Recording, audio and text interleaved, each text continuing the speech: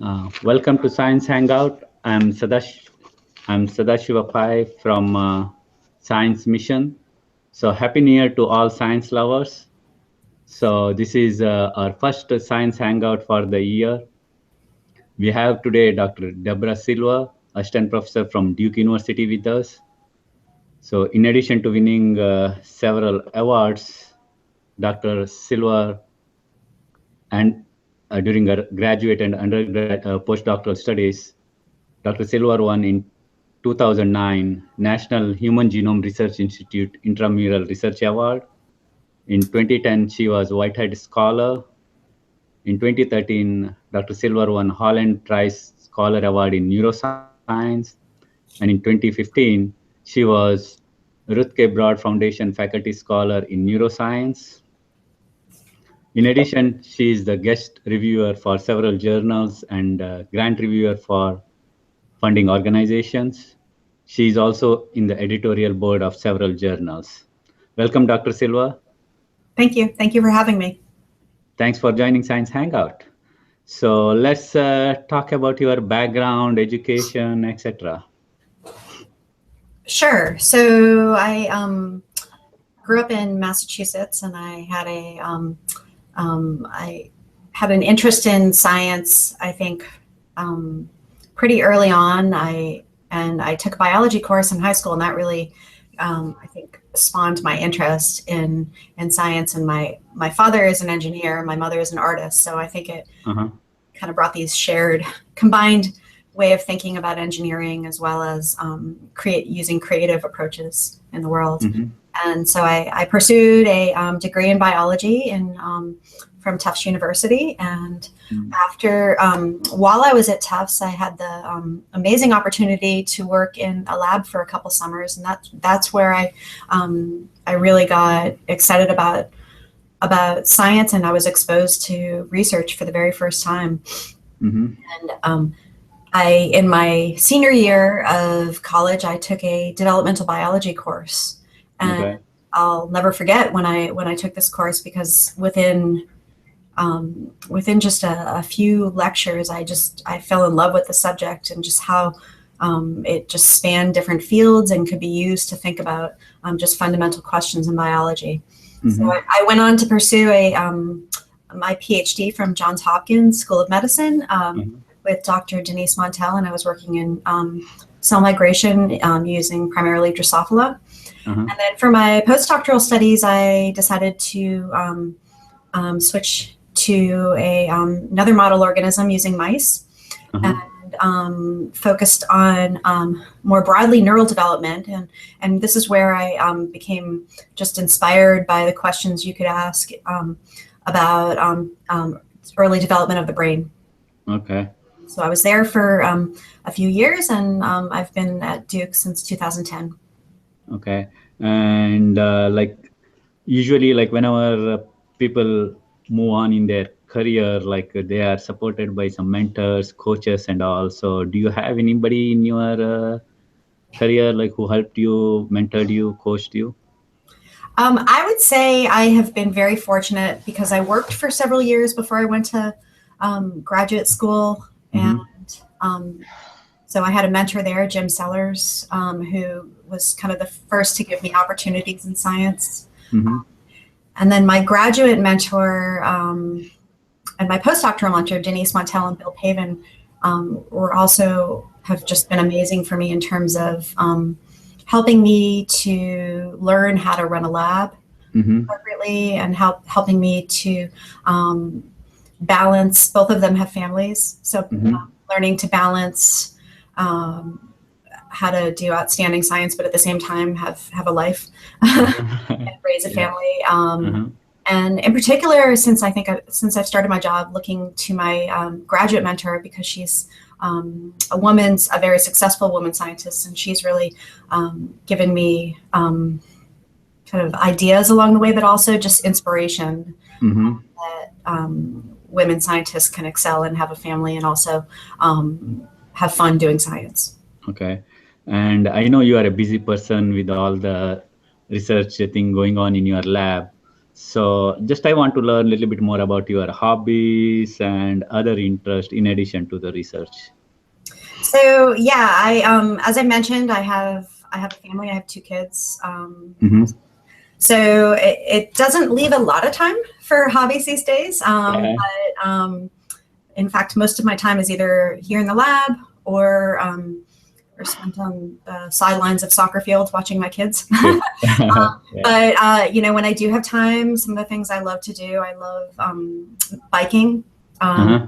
I have wonderful mountain biking behind my house. Uh-huh. There is a whole enormous trails, and North Carolina is just this beautiful state where you can be in the woods within 2 minutes, at the beach within 2 hours, in the mountains within 3 hours. So I really enjoy spending my time in the outdoors. Okay. And let's talk about your lab people, like grad student, postdocs and all, like just tell me a little bit more briefly about them. Sure. So I currently have 7 permanent members of my lab, or our main members, I should say. I have 4 graduate students. Okay. I've already graduated 2 from my lab, and 1 more will be graduating this spring. Mm-hmm. I have 2 postdoctoral fellows who have been with me for a couple years, and then I have 1 technician who is planning to go to medical school in the next year. Okay. And what's really nice about Duke is we actually have undergraduate campus adjacent to the medical school. So, as well as having these guys in the lab, we have a couple undergraduates almost always working with us. Okay. So it's a really great mix. I've been incredibly fortunate since I've been at Duke to have some very, very talented and highly motivated people in my lab who just share a love of science. Okay. Yeah, like coming to motivation, like in research, usually like biology research, some days you don't get results, some days you get results, it's up and down. So how do you keep them motivated, grad students and postdoc? Well, you know, for me, when I'm hiring somebody or looking for someone to join my lab, I really look to have a sense if they are internally motivated, because I think it's hard for me to motivate someone who doesn't have this internal drive to just learn and be excited by science and not be dismayed by the little challenges, of course. Yeah. I guess one way that I approach this is to think about this as every project as a journey, and you may not go to the street that you thought you were going to go to, but your eyes wide open and you do science that is well designed, you're going to get an answer either way that's important. And so that's how I like to balance it and kind of keep guys in the lab excited about it, so that they can see that, okay, maybe, you know, even these mini preps are important to do. Even these little steps are important to do, as long as we are asking the most important questions and doing experiments that can give us answers. Yeah. And how often do you interact with them? So do you have like weekly meetings, and how does it go? So yes, I have weekly meetings with almost everybody in the lab. Usually when people become a little more senior, we meet more bi-weekly. I have a fairly small lab, so it works out really nice because I'm able to interact with people on a daily basis. I still occasionally do experiments, so I'm in the lab. I love doing science. I love I have a little bench. People sort of laugh at me, but I still try to get in there and do experiments, and that's really nice because I get to keep in touch with the challenges that everybody else is facing. Yeah. But in addition to that, I do have weekly meetings with everybody, and I think that's really, really important because it helps me to get a sense of what their progress is and help them along towards their goals, both scientific as well as career goals. Okay. And then, of course, in addition to that, we have weekly lab meetings where we discuss science, whatever. Okay. And what is the, like, if at all somebody is interested in, after watching this video and interested in an opportunity in your lab, so what's the best way to contact you? I would say the best way to contact me is to send me an email. Okay. I usually look in that email to get a sense. Ideally, it has a CV in it. Yeah. But just I like to have some sense. It doesn't have to be a great amount of detail, but some sense of why you have applied to my lab and perhaps what you're hoping to gain from it. Maybe a sentence or two about your research background. So, but email is certainly the best way. And I am constantly looking for new members who kind of share our vision and enthusiasm for science. I think of this as very much a team, and I think carefully when I bring people onto the team to ensure that they're going to work well with everybody, including me. Okay. That's like, I mean, like, this will give somebody who is interested in that kind of work, brain development and all those things, like they can contact you. Okay. Absolutely. And going back to the research part, like you mentioned that you had interest in brain development and all. So let's look at your presentation so that we'll get understanding on what exactly is happening currently in the brain. Thank you. Sounds great. Thank you.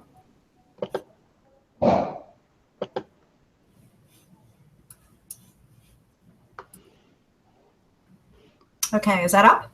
Yeah. Okay, perfect. Well, thank you again for the opportunity to tell you about some of our research.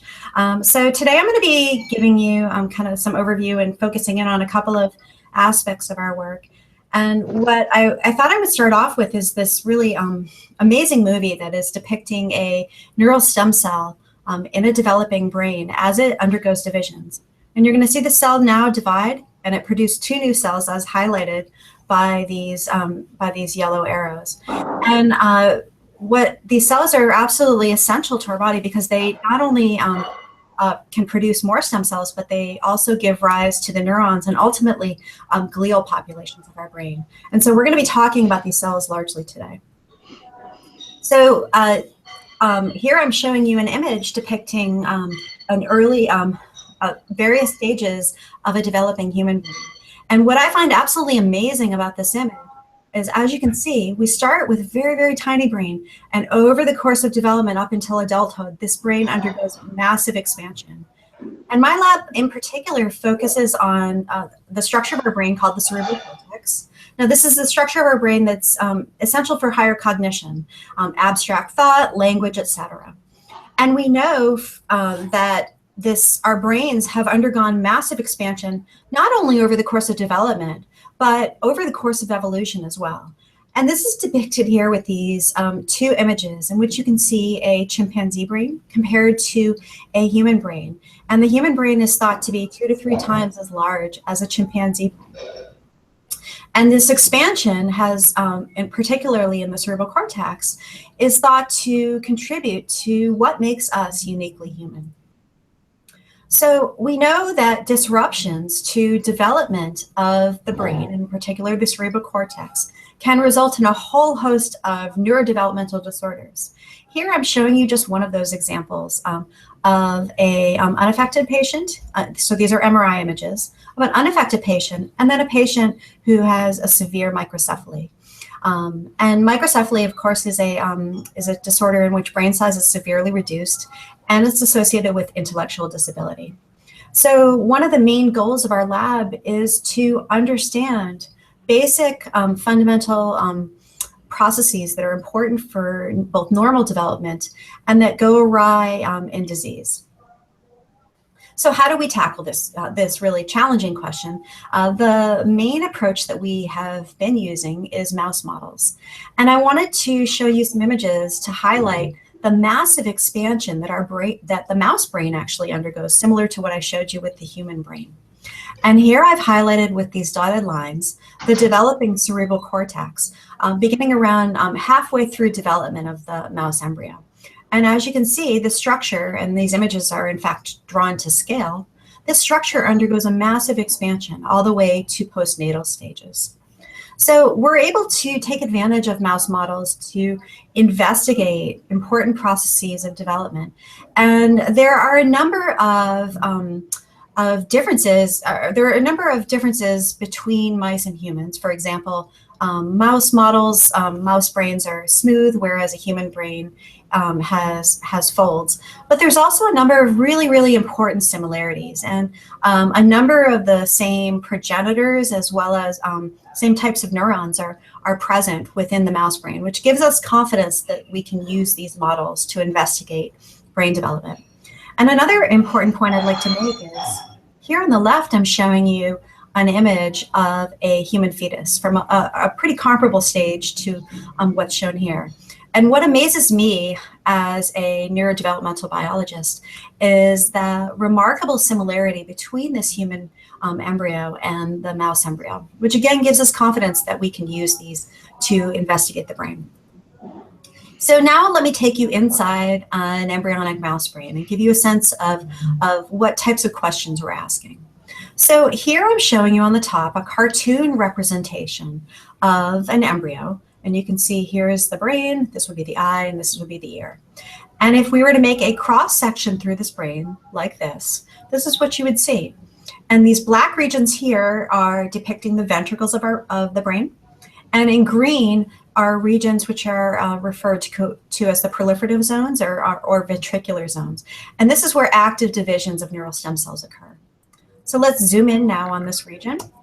And what I'd like to highlight now are these same cells that I showed you at the very first slide, these neural stem cells. And these are highlighted in green, in which here's a cell that's about to undergo division, and here's one that's actively dividing.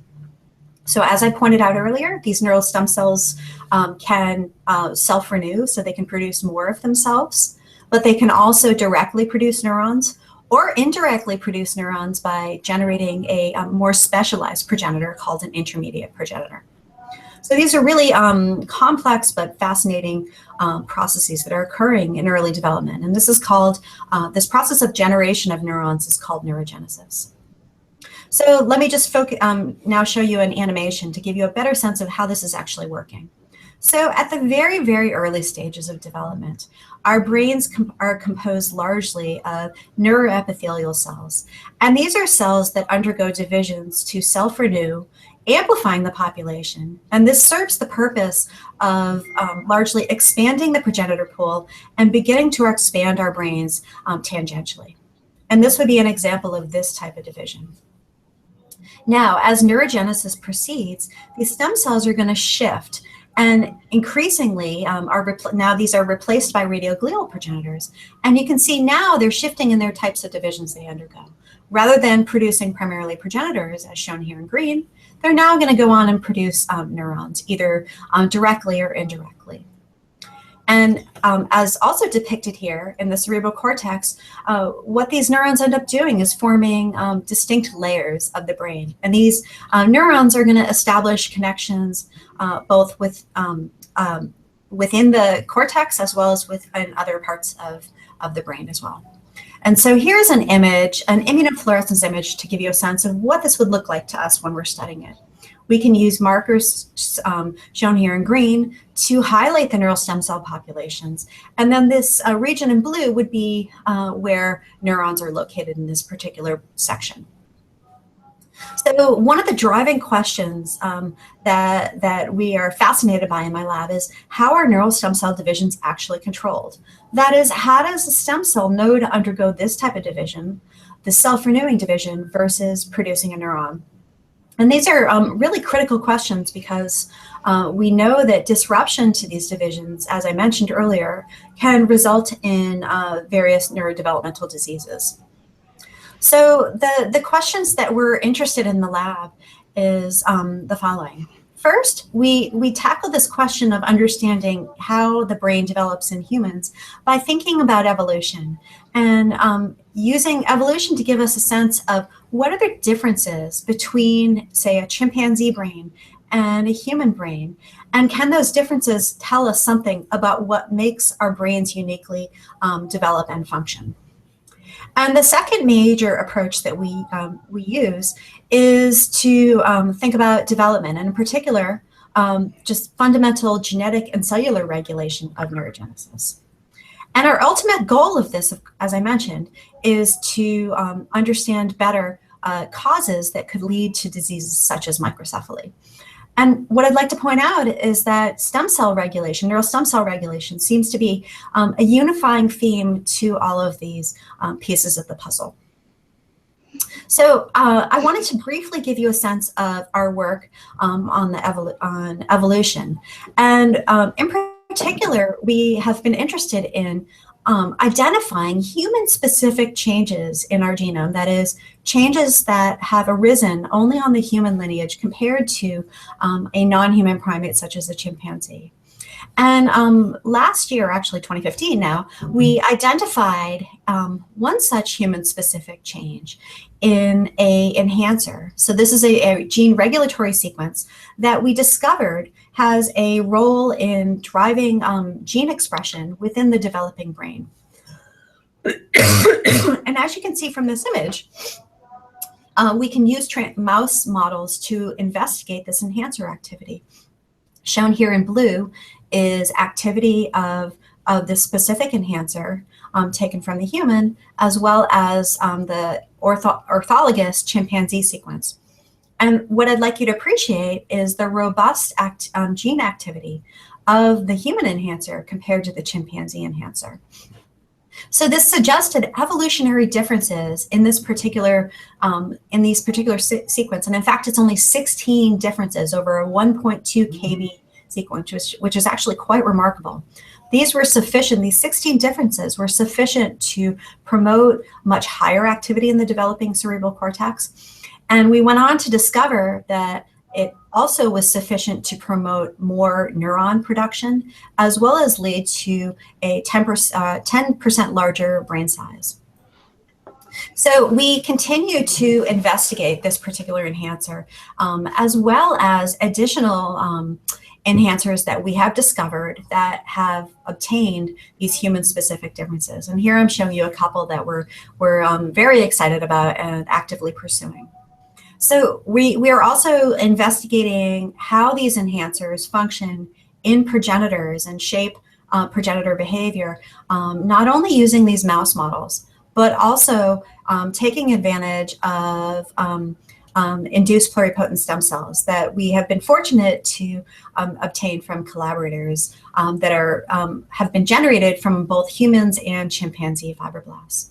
And one point I'd like to make is that we are largely, in the case of this enhancer that was in activating a Wnt signaling pathway, we found that it was promoting more neurons, likely due to acceleration of neural stem cell divisions. And so this becomes a unifying theme again. Slight modifications to how neural stem cells behave seems to play a role in helping to shape unique brain differences in humans. So I'm not going to talk too much more about the evolution just due to time, but I wanted to share our work in that area. What I'm now instead going to focus on is to tell you about two slightly more recent studies in which we have been focused on RNA regulation and its role during brain development. And when I began my lab, I was really fascinated by this question of how do modifications to RNA post-transcriptional regulation in particular play a role in shaping neural stem cell behavior and function. So some of this began with a mouse model that I had cloned when I was a postdoctoral fellow at the NIH. And this is a mouse which contains, is heterozygous for an RNA binding protein called MAGO. And here I'm showing you on the left a whole animal compared to a MAGO animal. And you can see that the overall body size is reduced. But what was really striking is we discovered that when measuring the different organs from these mice, the brain was disproportionately smaller in size. And so now we have a gene in hand that seems, for which haploinsufficiency or loss of just one copy seems to have a significant impairment to brain size. So we moved on to investigate this further, now stepping back in time and asking what aspects of development are impaired in these mice. And what we discovered first is that there was a significant reduction in the progenitors, the intermediate progenitors that were produced from these neural stem cells. likewise, and in fact, really interestingly, we observed that this was associated with increased neurons. And so this, you can see, is depicted with this thicker red area compared to a control animal. So we're observing more neurons, but fewer progenitors. And you might be asking yourself, well, if you have more neurons, why are the brains actually smaller? Well, it turns out that a large fraction of these neurons that were made were not viable. And in fact, as depicted by this cartoon and by the staining for cleaved caspase 3, we noted that a large fraction of these neurons were actually undergoing cell death. So we speculated at the time that defects in these radioglia, these neural stem cells, are producing too many neurons at the expense of stem cells, and doing so by affecting the ability, in large part affecting the ability of the new progeny to survive. So we had discovered that when we deplete cells of this gene, MAGO, as well as several other components that it associates with, it appears to actually disrupt proper mitosis. So changes how effectively these cells divide. And this is shown here with these images in which we have a normal mitotic spindle shown above, and you can see upon MAGO knockdown, there is a apparent monopolar spindle. So this would be indicative of a mitotic arrest. So again, we thought, well, perhaps, let me just go back, perhaps MAGO is required for mitosis, and this could be underlying some of these defects. So before I move into thinking about that question further, I just want to give you a little bit better sense of what MAGO is. It's part of a complex that binds to RNA, as I mentioned, called the exon junction complex. And you can see it partners up with these other proteins, RBM8A and EIF43. And these have long been known to associate with RNA, but recent studies have implicated them in actual splicing events, as well as they've been highly implicated in post-transcriptional regulation outside of the nucleus, that is in RNA localization, translation, and degradation of transcripts which have premature stop codons. So what was particularly compelling for us is shortly in the years since we discovered this mutation, human genetic studies began to uncover both point mutations and copy number variations within these various exon junction complex components. And in particular, for example, I'll point out this gene RBM8A, which falls within a microdeletion duplication, which is strongly associated with microcephaly, intellectual disability, as well as autism. And so this really drove us to continue studying this complex. So a few of the questions that we are investigating in regards to MAGO is the following. First, do mitotic defects in stem cells actually contribute to this aberrant brain development in this microcephaly?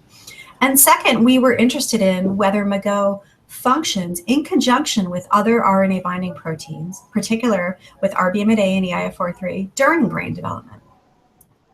So I'll briefly tell you some of the work that we've done along both of those questions.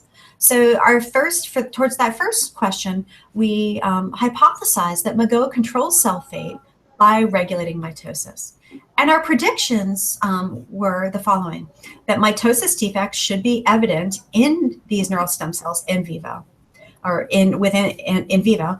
And second, that these mitotic defects should be associated with altered cell fates. And the work I will be telling you on this front was carried out by two talented postdocs in my lab, LJ Pilaz and John McMahon. So we first set out to visualize mitoses in these embryonic brains. And the way we wanted to do this is the following. We can cross our mutant brains, our mutant mice, to a strain in which all of the DNA is labeled with a histone binding protein that glows green. So wherever the DNA is, we can see green. And then we make thick slices, so these are live tissues, and immediately began imaging them on a spinning disk microscope.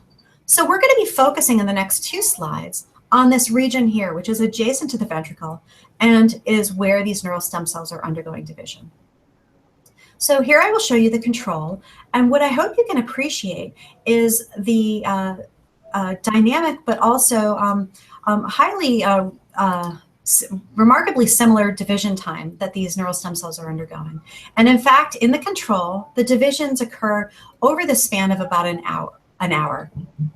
In contrast, when we look at our mutant mice, what we discover, and this is highlighted here with this arrow, is there is a significant fraction, at least 1/3 of the neural stem cells, which are delayed in mitosis.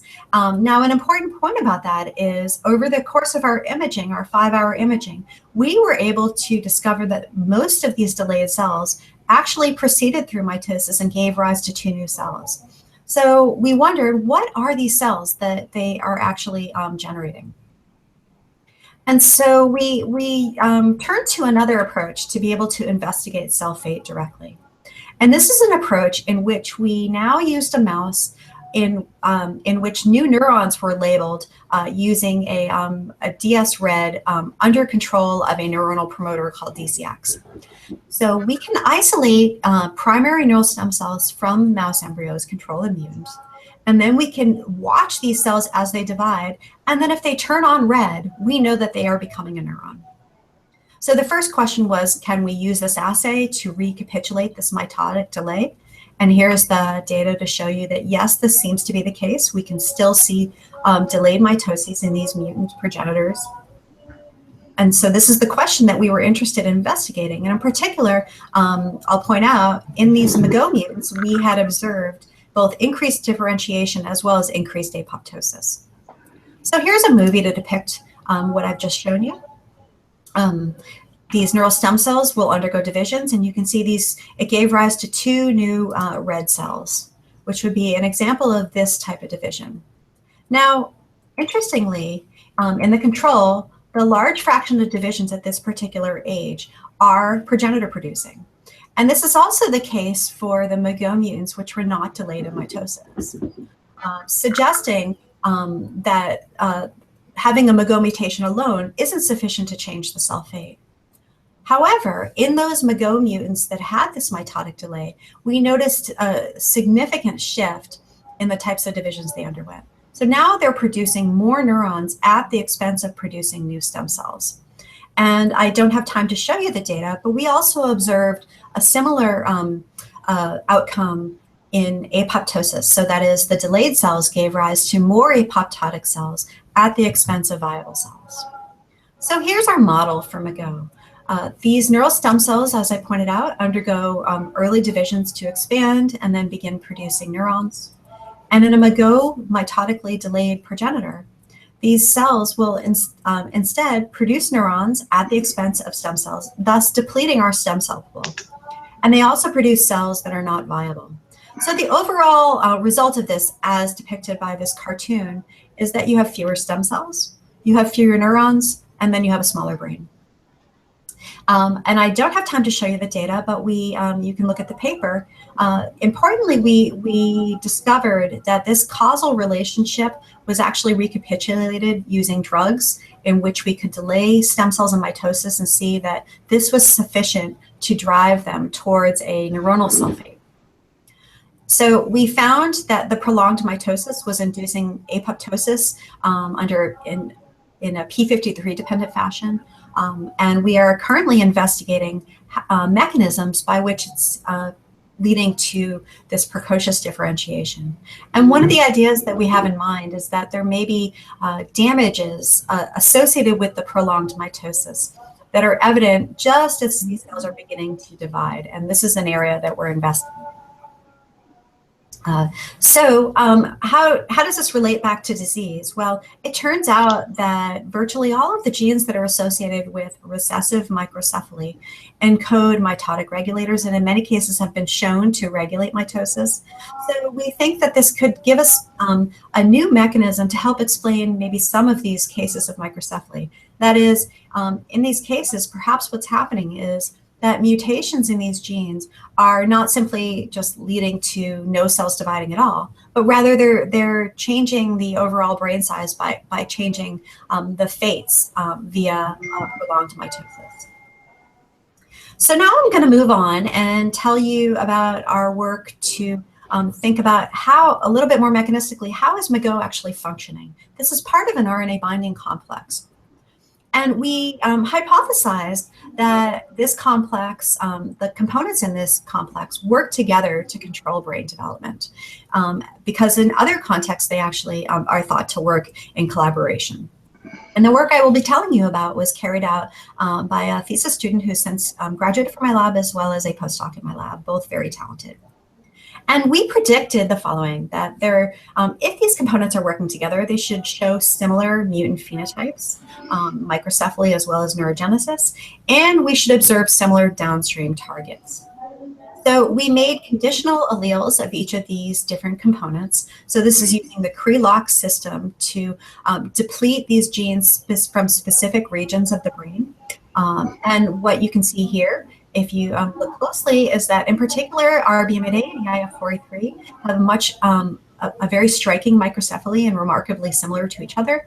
And MAGO also has microcephaly, although perhaps not as severe. And one reason that we think this may be true, may be evident, is that MAGO actually has a second homologue in the mouse called MAGO-B, whereas these two do not. There may be redundancy.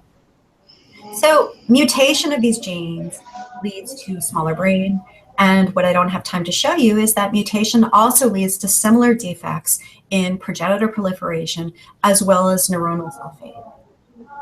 So we wondered what types of changes are downstream of each of these genes. So we turned to a transcriptome analysis in which we isolated these small structures of the embryonic brain at a stage when we knew these genes were already reduced in their respective mutants, as they should be.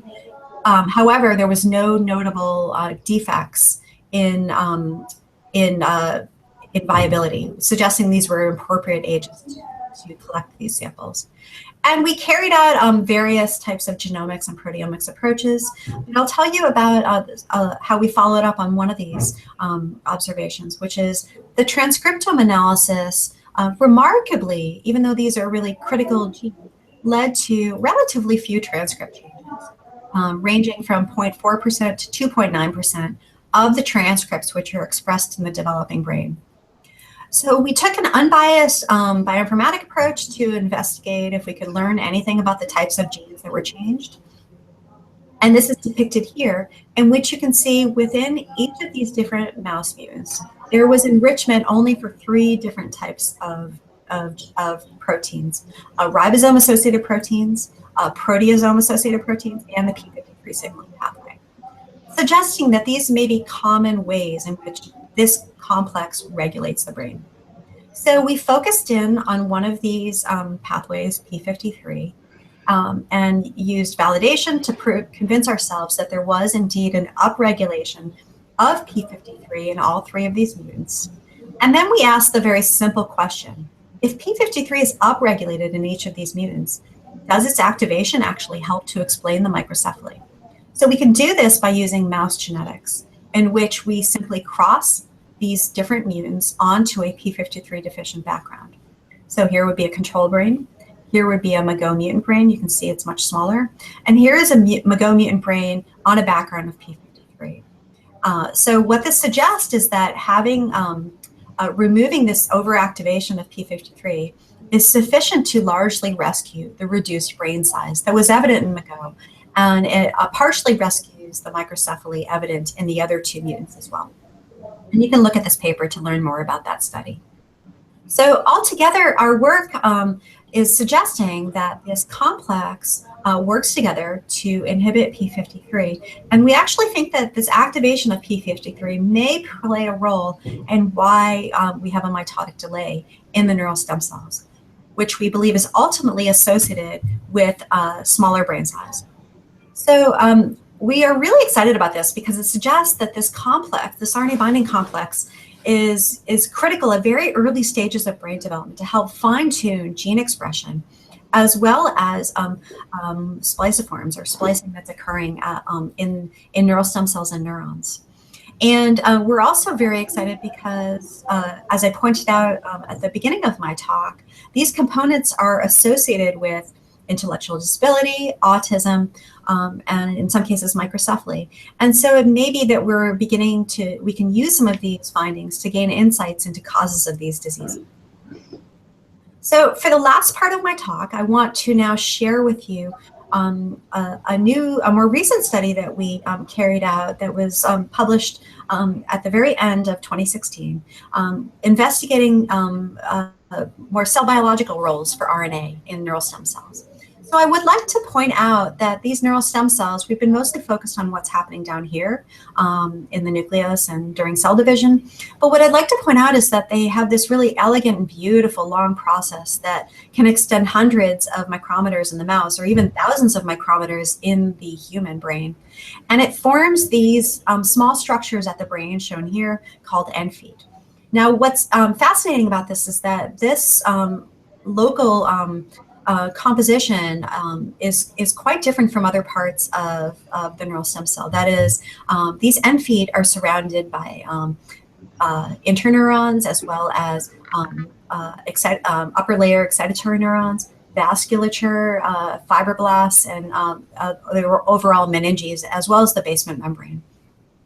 And we know from work from many great labs that these structures are postulated to help transmit signals, and in particular signals that come from the meninges as well as these upper layer neurons can influence neural progenitor proliferation, suggesting that maybe this structure, this basal process, is important for transmitting signals during neurogenesis. So a few RNAs have actually been identified to be localized to end feet. And we were really struck by the remarkable similarity between these neural stem cells and, say, a growing axon of a neuron, where RNA localization and translation is really important for fine-tuning functions. So we postulated that perhaps there could be local control of RNA that helps to influence neural stem cell division. And the work that I will be now telling you about is a work that was carried out by another very talented group in my lab, LJ Pilaz and Ashley Lennox, who is a graduate student in the lab who's working on this for her thesis, and Jeremy Ronay, who is a technician in the lab. So the first question was, can we detect RNAs in these very, very distal structures of the developing brain and of the neural stem cells? So we used a technique called fluorescent in situ hybridization, or single molecule FISH in this case, to detect individual granules of RNA. And as a control, we labeled these brains with GAPDH. And as you can see, the GAPDH, these tiny black granules depict the RNA, is largely distributed throughout the brain. Now, two other transcripts that we noted were highly enriched in the brain were cyclin D2, which had been previously reported by Noriko Osumi's lab to be localized to these end foot structures, as well as nestin, which had been also previously reported in a paper several years ago to be localized to end feet. And we can convince ourselves that these individual RNAs are within neural stem cells by transfecting these neural stem cells using in utero electroporation. And so we can label these neural stem cells in green here and then look for RNA or red signal within those green cells. So that told us that RNAs are indeed localized to end feet and really provide the foundation for asking, well, how do these RNAs actually get to the top of the brain? So to tackle this question, we decided to adopt an approach that has really been pioneered by Rob Singer's group, in which you can take a transcript of interest, introduce these stem loop structures, sequences, into a reported transcript, and then co-express that with a protein which will bind specifically to these stem loops and is fused to GFP. So in this regard, anywhere you see GFP signal can give you indirect detection of a given RNA. And for the work I will show you next, we decided to carry this out using this reporter that Noriko Osumi's lab had discovered was sufficient for localization of RNA to the end feet. So we can introduce these two reporters into mice, again using in utero electroporation, and then we generate live brain slices and immediately begin imaging. Now, one important point about this is we used extremely high time resolution, and in fact, most studies there have been plenty of studies in the cortex done of live imaging, but we used a really remarkably high imaging. This enabled us to detect really fast events. So I'm now going to show you a movie of what one of those RNA, one of these neural stem cells looks like. And I hope you can see this on the screen because it's depicting these individual RNA granules as they move both up as well as down. And this is highlighted here by the arrows. What I'd like to point out is that this is the area that we're focusing in on. And in fact, this is a varicosity. It's not the nucleus, but it's a structure of the neural stem cell where there seems to be a lot of movement of RNAs as well. But the important point here is that we can use these movies to generate what's called chymographs. And these chymographs enable us to visualize movements over the course of time, as shown here. And to orient you on the y-axis here, this would be the top of the brain, and this would be the bottom of the brain. So here would be an example of a single RNA granule that is moving upwards towards these end foot structures. And in contrast, in our control brains, where we lack a 3' UTR element sufficient for localization, you can see there's no movement at all. So this was really exciting to us, and what we discovered in this paper is that the movements are actually occurring on the order at speeds that are consistent with an active microtubule-based movement, and they're occurring at various stages of development, suggesting that this RNA transport within these neural stem cells may play a role in helping to shape the brain. So we know that RNAs now are localized at the tips of these stem cells, but the question is, what are they actually doing? And so we wanted to ask whether we could detect proteins being produced specifically from these localized RNAs. And we devised a way, which is somewhat similar to an axotomy, in which we can remove this very top part of the brain and keep it alive, and then watch for a new translation. And this is important because, and so we're going to be doing this with photoconvertible proteins, which enable us to detect de novo protein translation. So why did we have to develop this assay? Otherwise, we would have proteins that are being produced down at these structures, which could rapidly diffuse, and we would never really know if this is a local translation event. So we're going to introduce two reporters now into these embryonic brains, again using this fancy transfection technique called in utero electroporation. We're then going to isolate these brains out and then specifically remove these end foot preparations, and they should appear as green. But upon UV conversion, this photoconvertible protein, Dendra, will be permanently converted to red.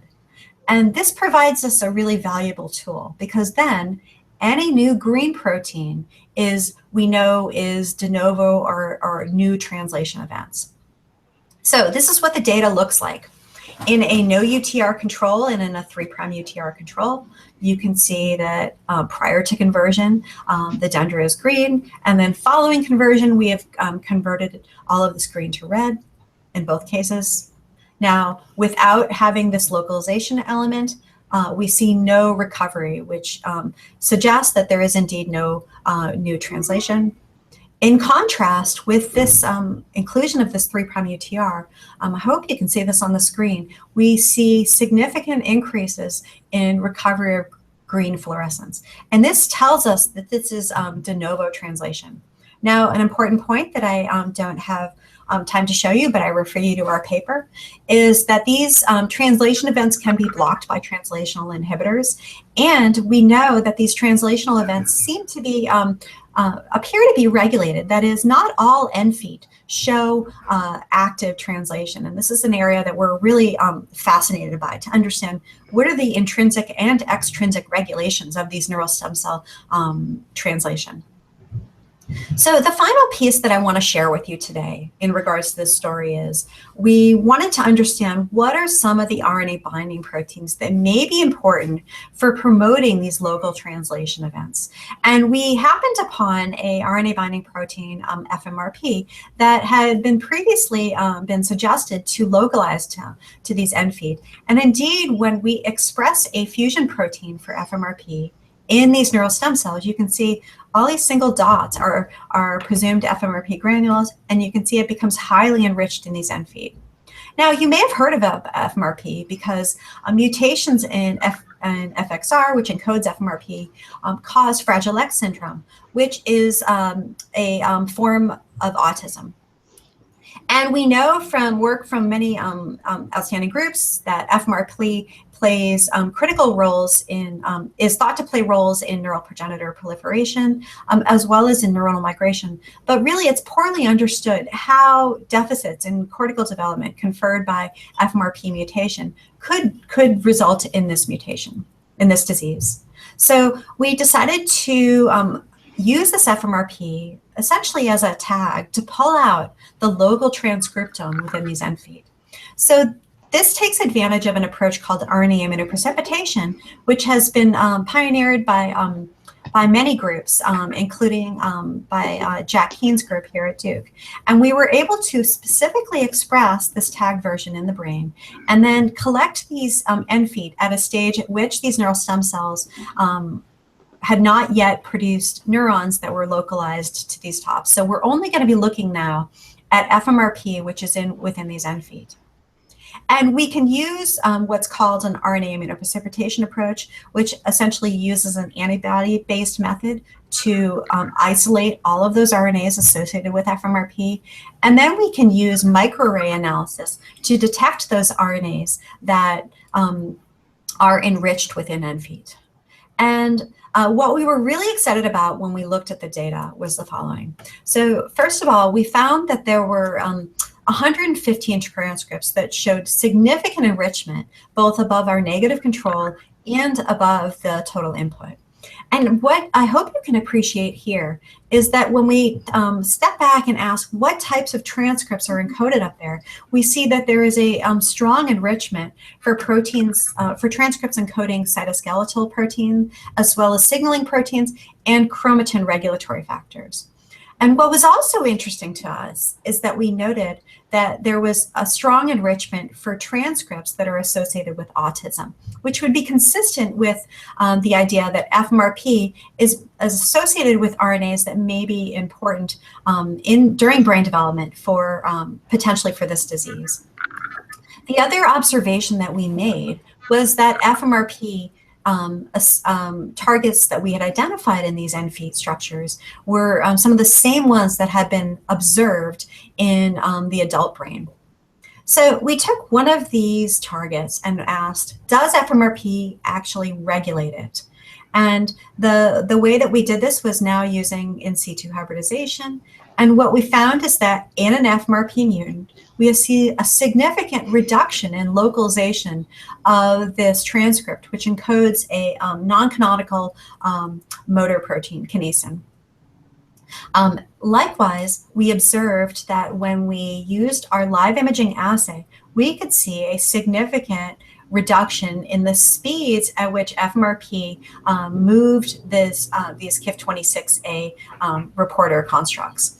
And so what this suggests is that FMRP plays a role in RNA transport within radioglia. And work by others, such as Gary Bissell and others, had shown that FMRP actually can influence RNA transport in postmitotic neurons. So this is consistent with that idea. So I would like to conclude this part of the talk now and tell you summarize where we're at and what we're thinking about. So we're really excited by this idea that RNAs are actively moved within neural stem cells to reside within these end foot structures. And what this suggests is that radioglia are in fact a highway for molecular transport of RNA as well as RNA binding proteins. And we think that this is really opening the door to thinking about these basal structures as signaling structures, which could both send molecules from the cell body up to the top and potentially receive signals up at the top from the surrounding cells to then communicate back down towards the bottom of the brain. So where are we going with this in the future? Well, we are fascinated by this question of how is translation regulated? We now know that of a few transcripts that seem to be regulated by translation, but what other types of transcripts are translated, and how is this regulated? The second burning question that we have, of course, is what is the function of local translation? And Noriko Sumi's lab, who really kind of pioneered this idea that RNAs could be important up here, suggested that it may be important for cell fate, but we're also favoring the idea, given the transcriptome that we've discovered, that local remodeling events are occurring in these end feet, both as the neural stem cells are growing over the course of brain development, but also are helping to receive local signals from the meninges and other cell types that are critical for communicating information from the pia down to the ventricle. And you could imagine this would be particularly important in a human brain, where the distances can be up to, as I said, several hundred or 1,000 micrometers long. So I hope today I've been able to convince you that by investigating normal processes of development as well as evolution, we've begun to gain insights into potential causes of neurodevelopmental diseases. And one of the themes that has emerged from our research, as well as those of many of my colleagues in the field, is that modifications to neural stem cell function are clearly relevant for helping to shape our brains. And I will just finish now by thanking members of my lab who I've been extremely fortunate to have, many of whom are shown here, and I think I've pretty much highlighted everybody who's been working on the lab, as well as outstanding collaborators and investigators who have shared reagents, and then of course my funding sources. Thank you. Thanks, Dr. Silva.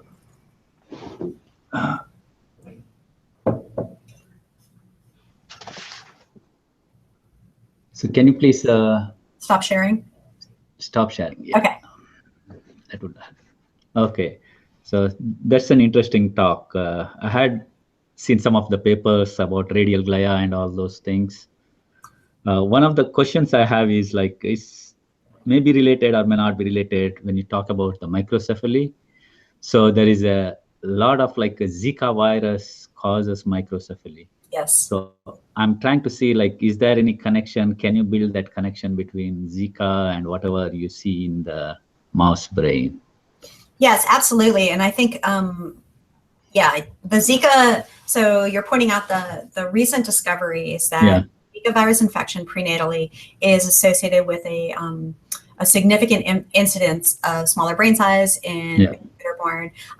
And literature from many groups is now beginning to point to neural stem cell defects as being a contributing factor in Zika-mediated microcephaly.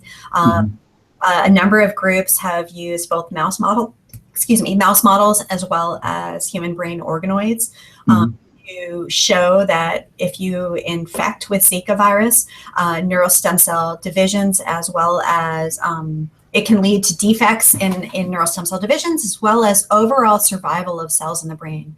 And this seems to be really associated with early infection right now. So studies are suggesting that infections at the very early stages, when neural stem cells are perhaps undergoing these massive expansions, these self-renewal divisions, or shifting to asymmetric divisions, those seem to be a particularly sensitive stage. So I think there are a lot of parallels to be drawn, and we actually are working on this as well. We're very interested in using some of the tools that we've built in investigating genetic causes of microcephaly to better understand how Zika virus works. And we're collaborating with virologists here at Duke to think about this more carefully.